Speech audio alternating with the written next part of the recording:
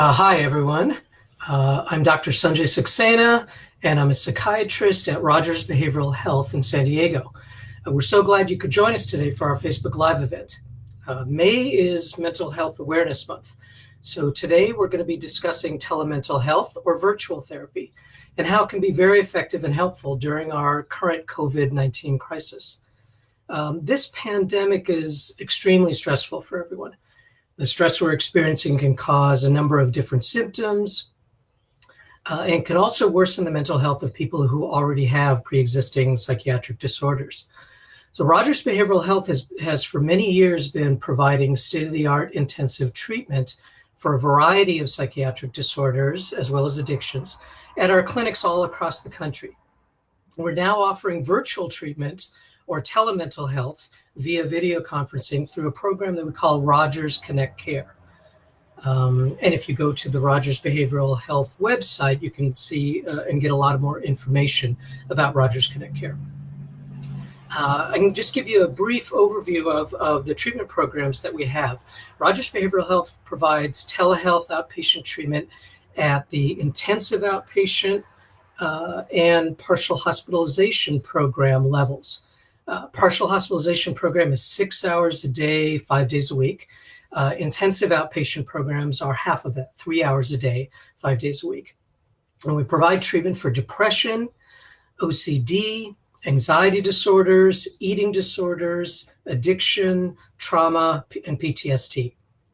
Rogers has inpatient hospitals and several residential treatment centers in Wisconsin, as well as partial hospitalization and intensive outpatient programs at 18 different sites around the country, including San Diego, which is where I am. But all of our sites are now offering telemental health, so we can provide treatment even for people who live very, very far away from any of our clinics. So we can open it up for questions at this point.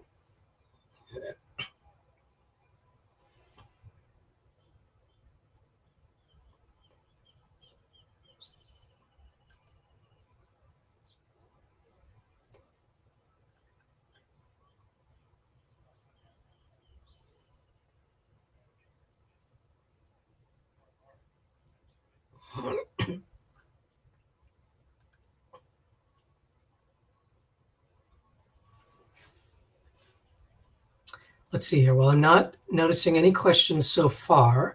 So I can mention a little bit more about the programs. The way that we're doing the virtual therapy with telehealth is modeled after the way that we do it in real life. So now we've got some questions coming in. So the first question is, do you stay on the computer the whole time? And the answer is no. You're not on the computer the entire time looking at the screen for 6 hours a day. There are different components of each treatment day. They include individual therapy time with your behavioral specialist or therapist. They include group therapy times where a number of different patients who are in the same track are going to be video conferencing together with a group leader. There are individual meetings with a psychiatrist. There are nursing assessments. There are family sessions. So those are scheduled throughout the day. For example, in our depression program, there are 3 daily groups. Each of those is about 50 minutes to an hour. And then the rest of the day is individual time. And in the individual time, you'd be meeting with your behavioral specialist or therapist and then getting assignments. And then they might come back in later in the day and arrange a time to check in with you. So it's a very active sort of treatment where your assignment might be going and doing something, maybe doing an exercise thing in your home through video conferencing, or contacting someone to reestablish social connections.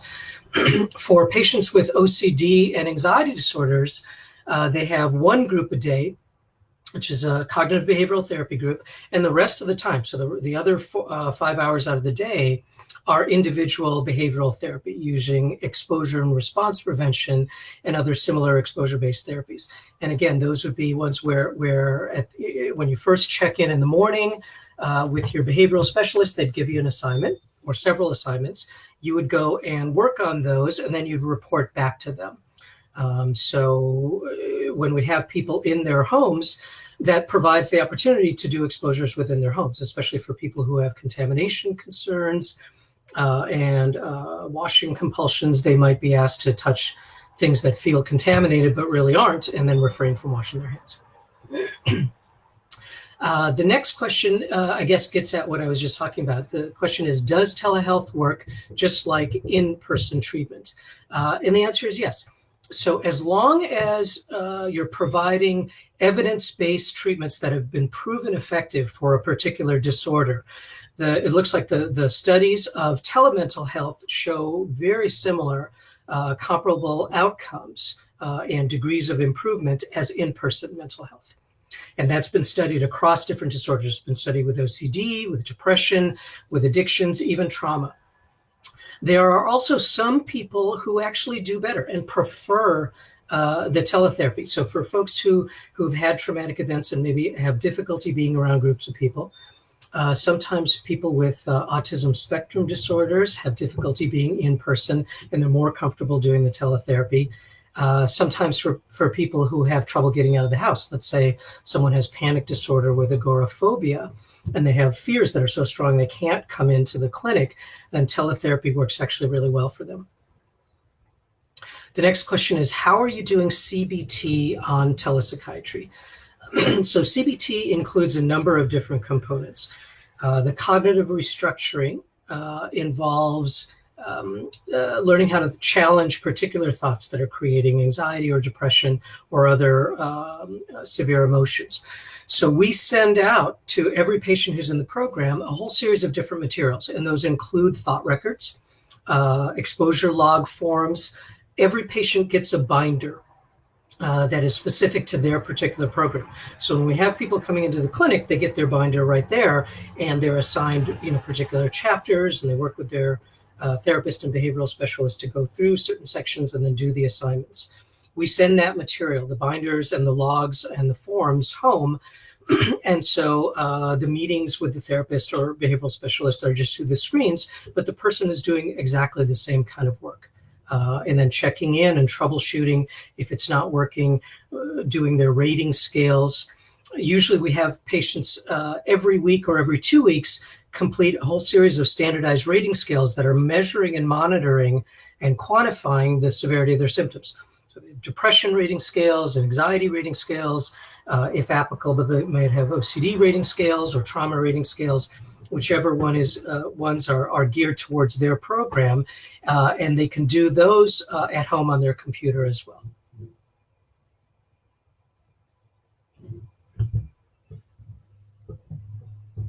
Let's see, more questions. All right, so the one question came in, how does someone get an evaluation? The initial evaluations start with a screening over the phone. So people can call in to any one of the Rogers clinics all around the country. And the numbers are listed on the website. And I think they're probably also on the Rogers Facebook page. And when somebody calls in, they get scheduled for a phone screening that's done by one of our admissions people. And those phone screens usually take about an hour, hour and a half, and they go through a very detailed list of symptoms, and they get a better understanding of what the particular person's disorders are, what they're looking for treatment. It goes through their history of what other treatments they've had. All that screening material then goes to us as the clinicians, and we review it and see whether we think that the person might be appropriate for one of our programs. And if so, then we send that acceptance back to the admissions people. They start contacting the patients, their families, and insurance companies to see if we can get arrangement for the payment. And then we set up an admission time for someone to come into the program. And then once they're in the program, there's a very, very comprehensive set of evaluations that usually takes the first 3 days, where there are evaluations by the psychiatrists, by the behavioral specialists, by the social service people, by the nursing staff, and we put all of that material together along with the rating scales to come up with an initial treatment plan for that given person. The next question is, what do I see as the major advantages of telehealth? And do I see it continuing at Rogers Behavioral Health after the stay-at-home orders are lifted? That's a great question. So I think there are a couple different advantages, really important advantages to telehealth. Number one, it bypasses the transportation problem entirely. So we can see people in rural areas or anyone who lives really far away from one of the clinic sites, or someone who has other types of transportation problems that would prevent them from being able to come in. The second advantage is that it allows for work to be done within the home. And sometimes that's really helpful and important. For children and adolescents in our child and adolescent programs, sometimes it's really helpful to see what's going on within the home setting or within the family setting. So they're doing sessions with their parents or other family members right from their home, and we can see what's going on. For other people, as I mentioned, doing behavioral therapy like exposure and response prevention can be tailored to be done within the home, and it might be really important to do it at that time. So no firm decisions have been made about whether telehealth will continue in the same fashion after the stay-at-home orders are lifted. But Rogers has been doing telehealth at certain of its sites for many years. So those ones will definitely continue, and I think most likely will be continuing, especially for people who live far away. I think, one thing I've heard people talk about across all fields of healthcare is that telemedicine is now medicine. Telemental health is now mental health. And so I think we'll use the best parts of what we learned during this COVID crisis and continue them later on. The next question is by an old friend of mine. Do you offer services to individuals in Rhode Island? So we don't have a clinical program that's centered within Rhode Island. Probably the closest one would be one in Pennsylvania, and then there's another bunch that are in other states. So the question of whether we can provide services to people who are in states other than the ones we have sites in is really dependent on arrangements that are made between states. So right now, because of the COVID crisis, some of these state rules and restrictions have been relaxed because all of medicine is doing telemedicine. And states have particular agreements that they will allow clinicians who are licensed in one state to see patients who are in another. It's not clear whether those are going to continue afterward. So these rules are changing really rapidly, and we're going to see what happens. So we're sure that we'll be able to offer it within state. It's not clear exactly which states outside of the ones we have clinics will be able to work. So that's something that our admissions people, when they do the screenings, find out about, and we can get the specific information for those states. And I think one of our Rogers Behavioral Health folks responded on the website for that. The next question is, what about screen time for a child during telehealth? That's a really important point. A lot of parents are already concerned that their kids are on screen too much. And we know that there are particular problems with kids being on video screens on their cell phones or computers all day. So telehealth, yes, it's on screen for parts of the day, but it's really different than, for example, somebody just playing video games or just on social media or just reading. It's very structured. As I said, people are getting particular assignments. Some of the therapy is with a group. Some of the therapy for children will be with their parents in a family session. Family sessions are required in the child and adolescent programs. We involve parents and other family members very heavily because that's extremely important for kids. And so when it's that structured, it operates very similar to the way that kids are now doing online learning. Because all the schools, or most of the schools, are closed right now, so kids are doing distance learning through Google Classroom and other online platforms. Some of them are using Zoom. We use Microsoft Teams. It's a similar sort of platform, and a lot of the kids take to this very easily because they're used to being on screen.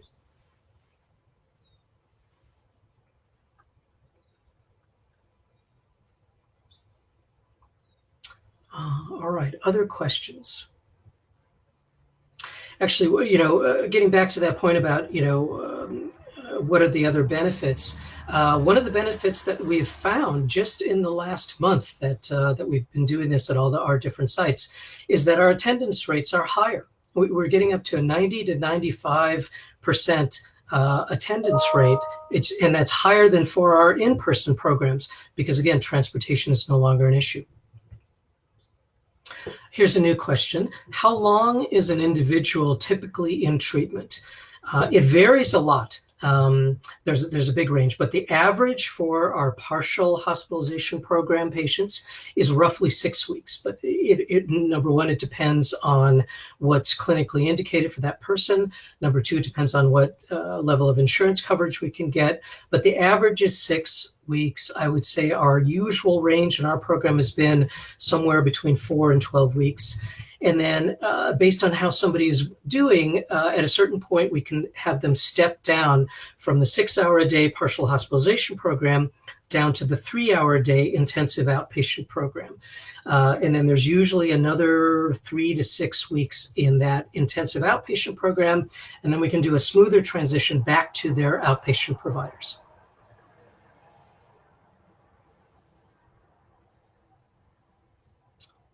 Let's see, other questions?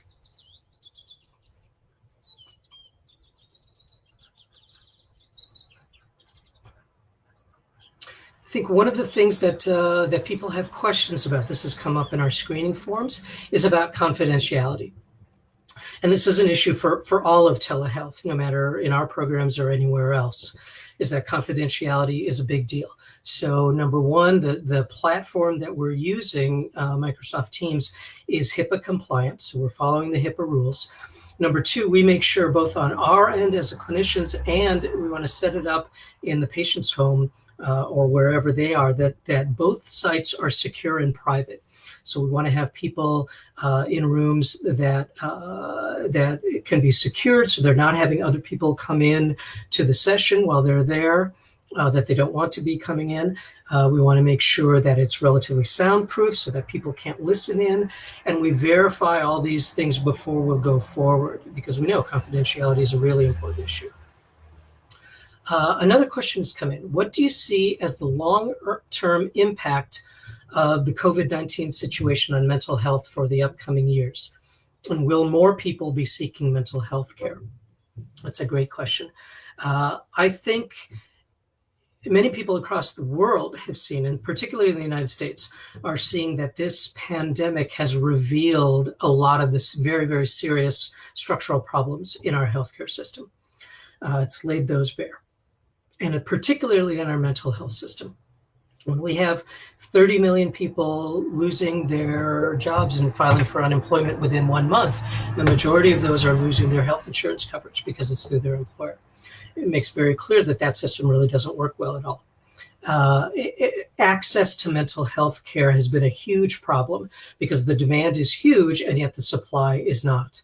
And so we know that these sorts of crises produce their own mental health problems, and they also worsen pre-existing mental health problems. So I think the demand has already skyrocketed. I read a story that in New York, calls to suicide hotlines and mental health hotlines has skyrocketed. Healthcare workers are feeling the brunt of it, so their mental health needs have increased.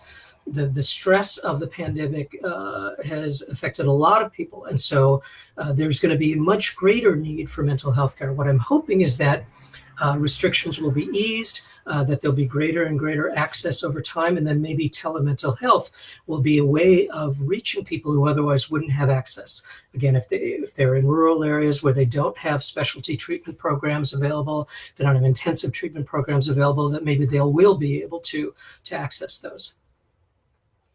The next question I see is, does telehealth involve group therapy?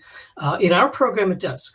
So almost all of our specialized programs, the one for depression, OCD, addictions, eating disorders, anxiety disorders, and trauma, they all involve group therapy to a different extent. So, for example, our depression program has usually 3 groups a day. There's a dialectical behavioral therapy, or DBT group. There's a cognitive behavioral therapy, or CBT skills group. And then there's a mindfulness group. Some of the other programs will have 1 or 2 groups a day. And those groups are also done, in our case, by telemental health, where group members can see each other on the screen. They're also seeing the clinician who's leading the group. And it allows people to get the group support that is really a valuable part of their experience. And this is something that our patients have consistently said for years, that that's a really important part of it, is that they get group support and validation from other people who are going through exactly the same thing in those group sessions. And they're also learning a great deal because our groups are very skills-based. A question came in: how do you measure patients' progress while they're in treatment? That's a really good question. Rogers treatment programs are very measurement-based. They're providing evidence-based treatments, and they're using validated, standardized rating scales of symptom severity. So we check in with every patient who's in any program in the morning and afternoon, and have them rate their current level of symptoms, their level of depression symptoms, anxiety symptoms, even suicidality and risk factors.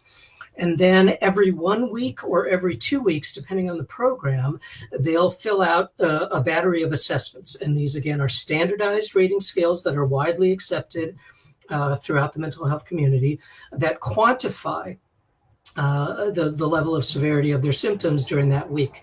And this is the standard way that symptom severity is measured in research studies, in clinical programs, and in our programs. So we can see week to week, month to month, how much better someone is getting, which symptoms are improving, which ones aren't improving. And it's a great tool for patients themselves to be able to visually see their progress, and they can see what's happening, because sometimes your subjective sense of, am I better now than I was a month ago when I first started? That can be unclear because we all have fluctuations. When you take a look at the rating scales and see what your responses were a month ago versus now, it becomes more clear. So the measurements and quantification of symptoms is a really important part of our treatment. The next question is, are patients able to still develop a good rapport with their therapist over the computer screen? And that's actually been measured in previous studies too. I think it's a little bit harder to develop that rapport at the beginning, and then within really a few sessions, the teletherapy part of it kind of fades away and the rapport becomes just as good. And so when you do measurements and assessments after, let's say, a few weeks or a month, people will say that their rapport with the therapist through the screen is just as good as it would be in person. And sort of patient acceptability and patient comfort with teletherapy seems to be pretty much as good as it is with inpatient treatment.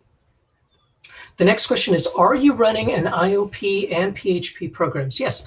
So all of our sites across the country, including our San Diego one, are running partial hospitalization, PHP programs, and intensive outpatient programs as well.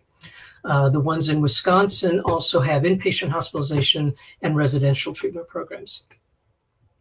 The next question is, how is medication integrated into treatment?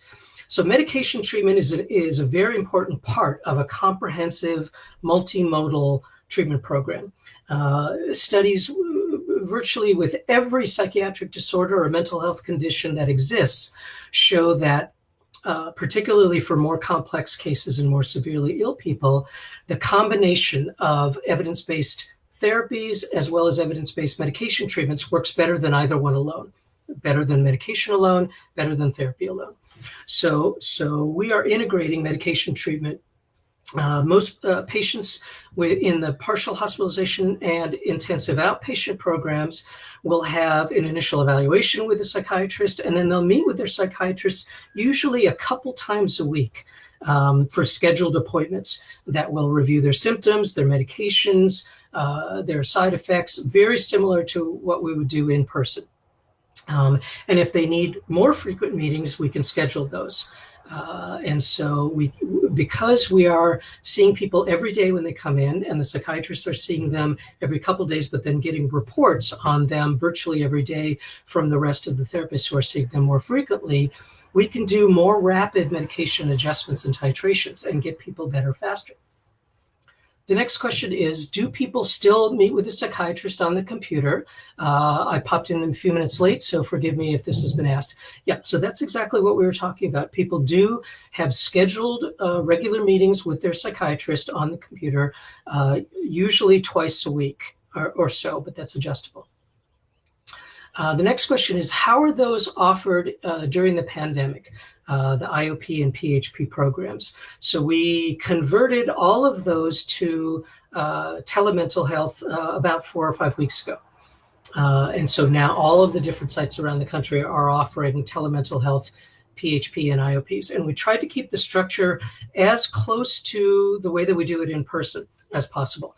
So the timings are exactly the same. People come in the morning and they check in. Let's say someone is in our anxiety disorders or OCD program.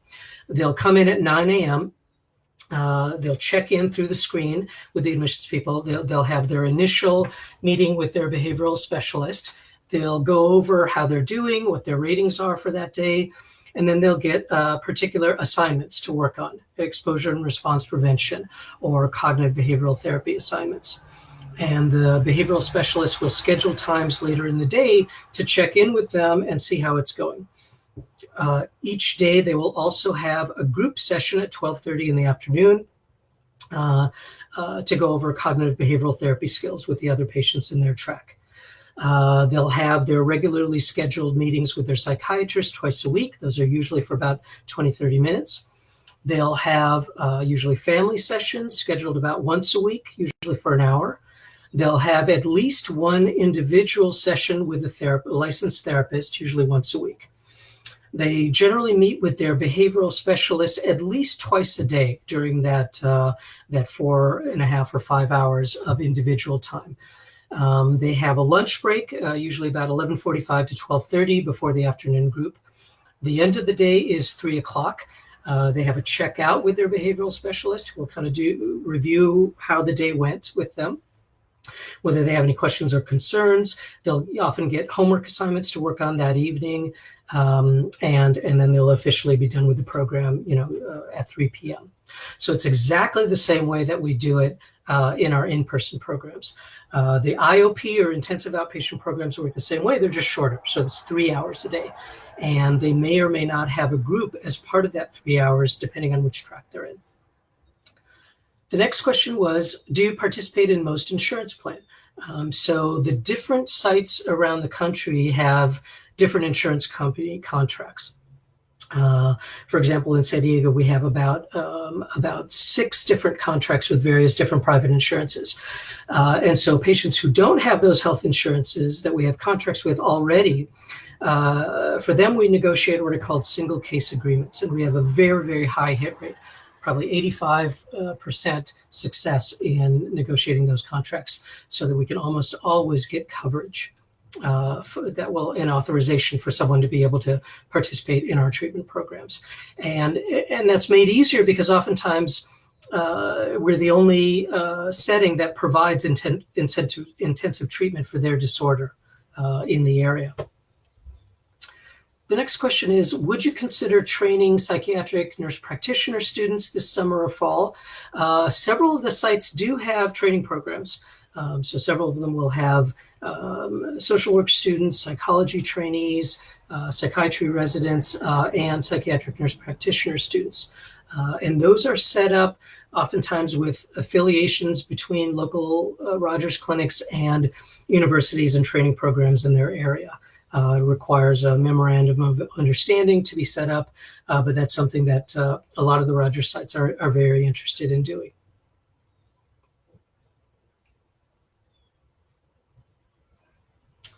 Other questions?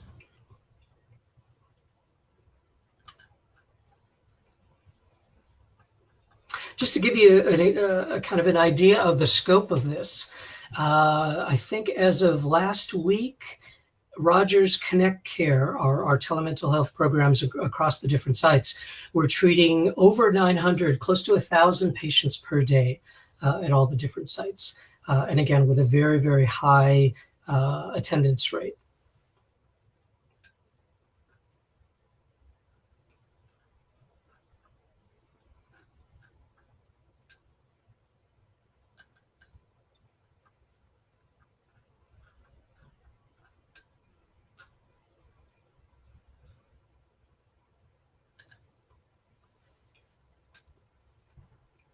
All right, so the next question is there a contact person for programs to contact to set up a memorandum of understanding?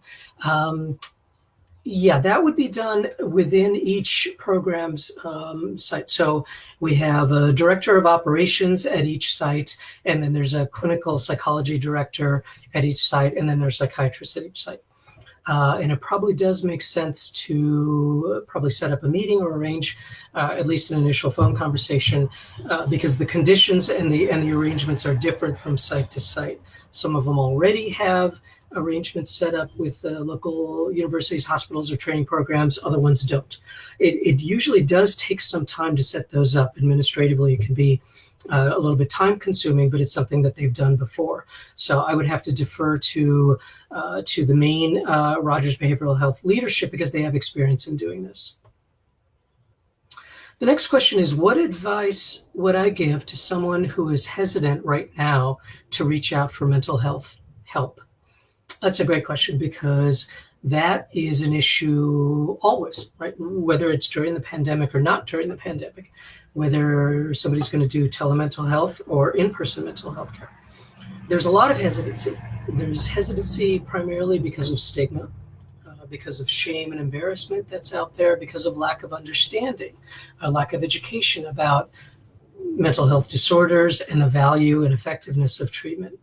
So there are a couple different things. I think if you have a question, you can ask those questions. You can contact a treatment provider, a mental health clinician, or one of our treatment programs and learn more about what would help entail. What would treatment look like? How would it work? Would I be an outpatient? Would I be in an intensive treatment program? Should I be on medications or not? One thing that can be very helpful is to just get an initial evaluation and go over those kinds of details with someone. Another thing that can be helpful is to attend support groups and talk with other people who have similar sorts of mental health programs and maybe their family members and find out what their pathway was and get tips for them about who to contact and how to reach out for mental health. If people don't know where to start, they can start with hotlines. They can contact their primary care providers and get referrals. There are also crisis lines set up in most counties, in most cities, and you can contact universities, hospitals, and clinicians in different areas and either come to see them or get referrals for people in your area. So I think there's a variety of different things to do. The first step is to get some questions and concerns addressed that will really get at what it is that's causing the hesitancy. Is it because your family members or friends or spouses are discouraging you? Is it because of fear about what the treatment might be and maybe it'll be harmful for me? We can help answer those questions.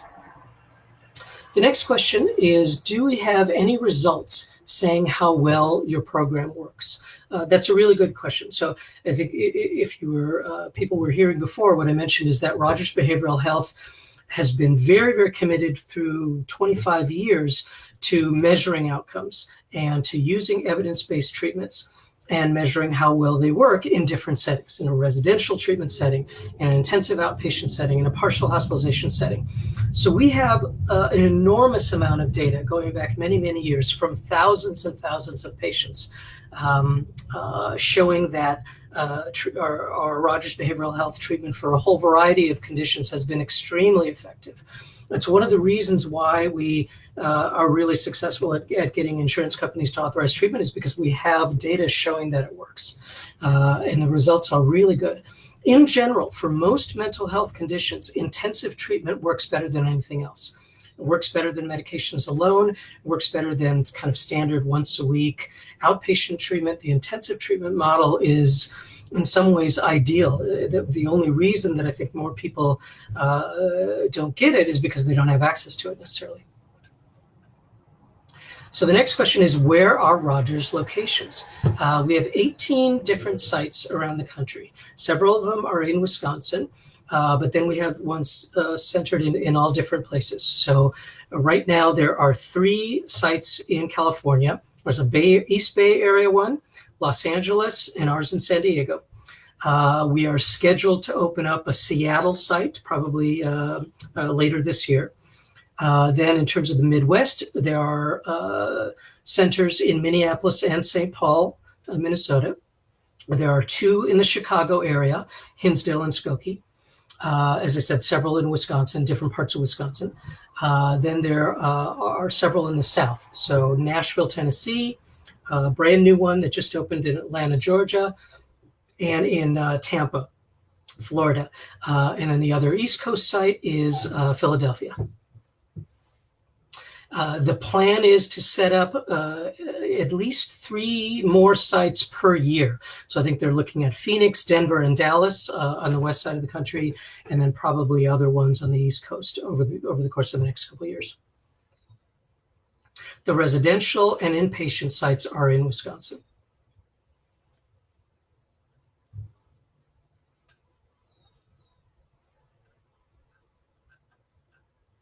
Any other questions?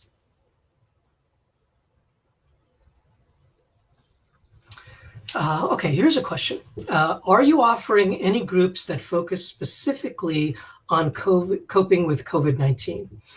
I think coping with COVID-19 is something that's affecting everyone. So I don't think that there's particular groups that are titled, how to cope with COVID-19. But I think it's coming up in all these different settings because the issues with patients with OCD during a time of an infectious disease pandemic are different than they might be for someone with depression. So I think each different treatment program is going to tailor its treatment individually and in the group setting to what's going on for that particular patient. So the conditions will be different in different places. Some of the issues might be in dealing with fear about catching it or fear that your family members might catch it. In some areas, it may have to do with already dealing with losses, maybe family members who have already gotten sick or even passed away because they're in high concentration areas. So I think it does vary from place to place, but it is certainly on everybody's mind. And so it is coming up as a topic in individual therapy and in group therapy.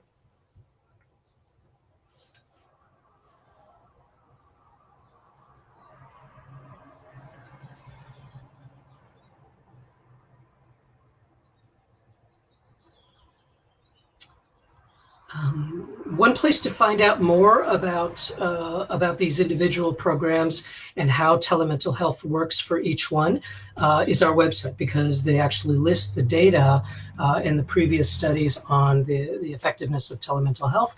And they also go through some details about how each of our different treatment programs worked. The OCD one, the depression one, the eating disorders one, the trauma one, the addiction mental health ones, the child and adolescent ones. Those are all on our website, rogersbh.org. So it's ROGERSBH.org. And you can get additional information on our services.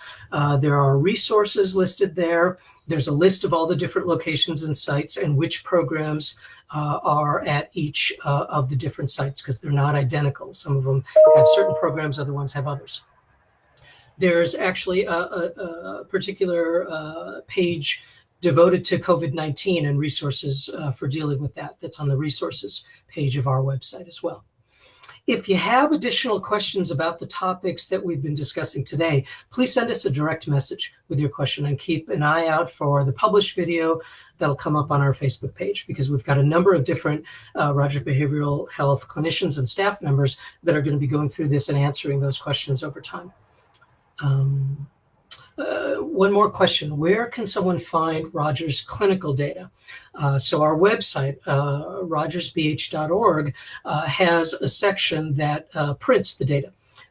They give references for the published articles that have reported the data in scientific journals, and they also give summaries of the effectiveness of the different programs.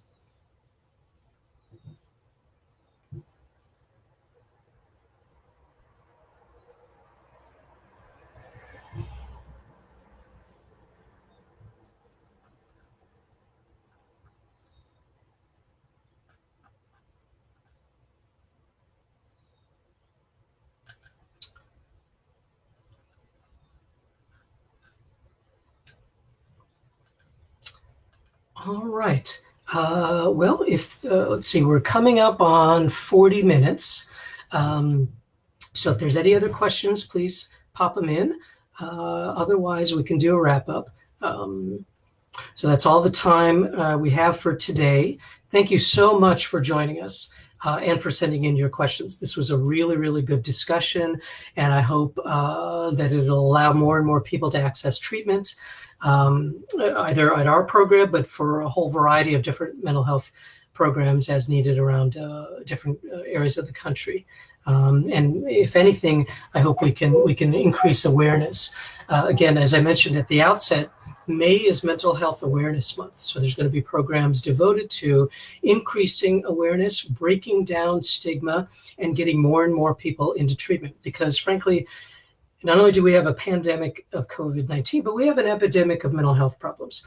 So rates of depression, suicidality, and anxiety disorders have been skyrocketing, particularly in children and adolescents and young adults over the last 10 years. We also have a very serious epidemic of opioid addiction and deaths and suicides. So we clearly have that emergency and that crisis that's been going on for years here, but it hasn't garnered the kind of media attention or governmental attention. I'm hoping that it will now, as influenced by what's happening with the COVID crisis. One more question. What do I do to get help? Where do I call? So if you're looking for help from Rogers Behavioral Health, you can call into our central screening number that's on our website, or to any of the individual clinics around the country. For other settings, you can call a variety of different helplines. So for example, San Diego County has a mental health and crisis line. There are suicide hotlines set up all over the place. Most people can also contact their primary care provider and ask for help and referral. People can look online, various different mental health websites or advocacy groups like NAMI, National Alliance for the Mentally Ill. For people with OCD and related disorders, there's the International OCD Foundation. There's an Anxiety and Depression Association. There's a Depression and Bipolar Support Association. So there's a variety of advocacy groups, as well as treatment providers themselves, as well as the hotlines and the public things that have been set up. So hopefully there'll be a variety of ways that people can access some help.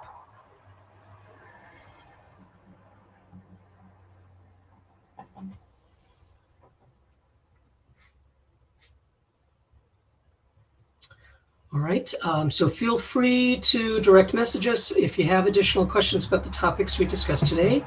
And by all means, visit our website. There's a whole web page devoted to Rogers Connect Care that explains the telemental health services in detail, gives a lot of information. There's also a bunch of YouTube videos describing and even showing examples of how the different programs work. All right. Well, thanks very much. I appreciate everybody's involvement. I think this is a great program, and I look forward to meeting you all through the video screen at some, and hopefully in person at some time later. Take care. Bye-bye.